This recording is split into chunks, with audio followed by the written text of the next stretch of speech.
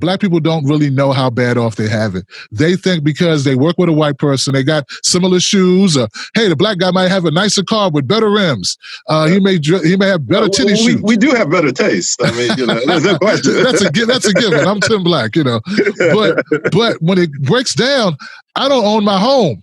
And if I do, I'm refinanced 3 times. Right. My grandmother, she's in a nursing home.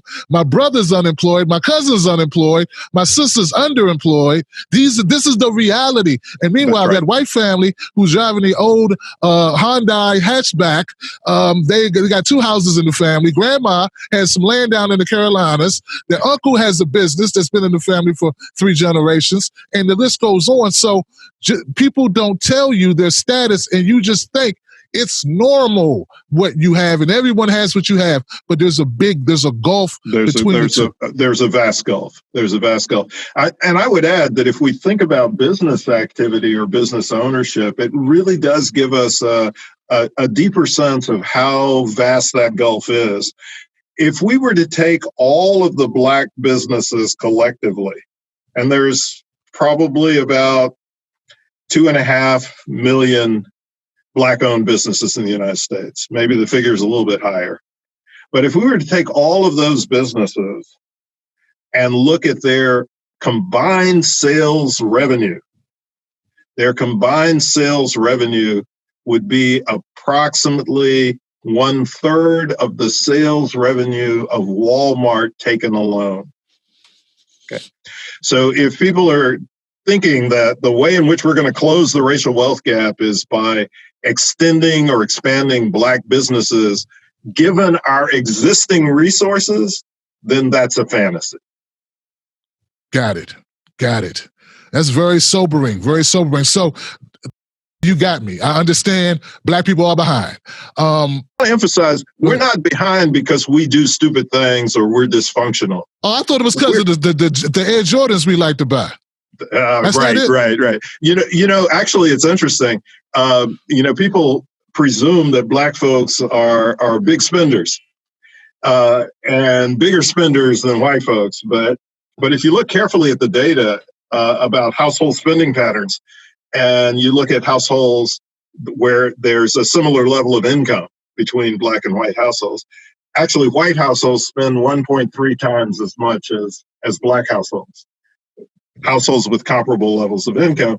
And the reason they're able to do that is because their wealth position is so much stronger. So it's not at all the case that black people are more prone to spend than white folks. We might buy different things. Right. But we actually have a very similar savings rate to white folks. And in some income categories, we have a higher savings rate. And that's despite the fact that we have to contend with the issue that you raised earlier, which is if we have more of a middle income, we probably have more responsibilities or obligations to support relatives who don't have many resources.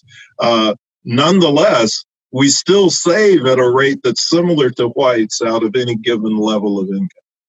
That's so important to note because there is that negative stereotype that people, I don't know where to get it from, but this idea that we just waste our opportunity, that it's the Asian community. They're just so much more frugal than you, and you need to save more. And this is a situation that's brought on yourself. So like I said, I want to kind of move on because I think unless you're a person who's actually just bigoted, I'm just going to keep it real.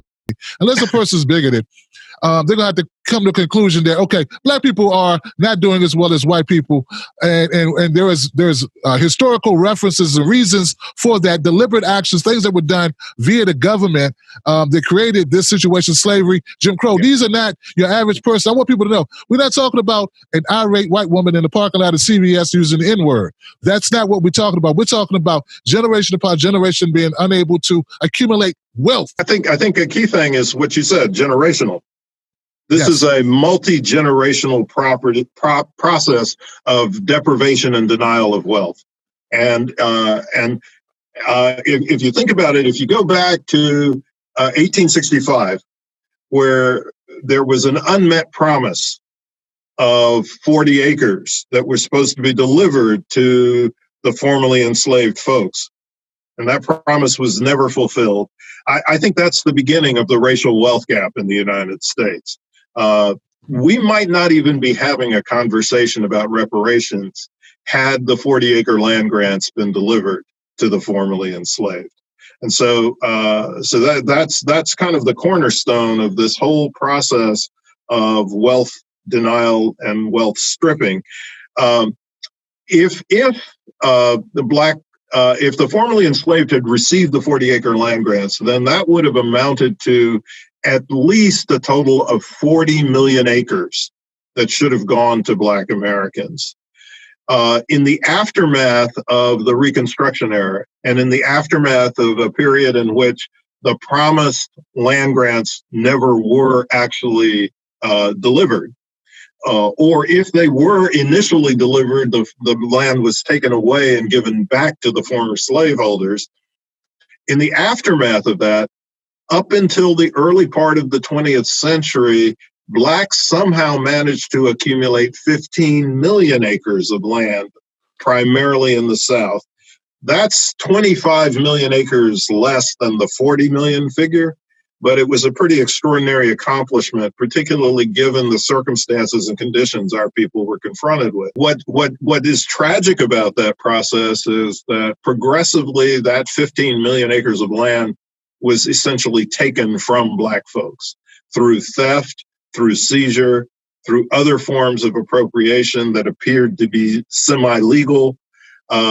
So that the net effect was, once you got into the 1970s and 1980s, Black folks typically did not own any more than a total of about 1 million acres of land in the United States.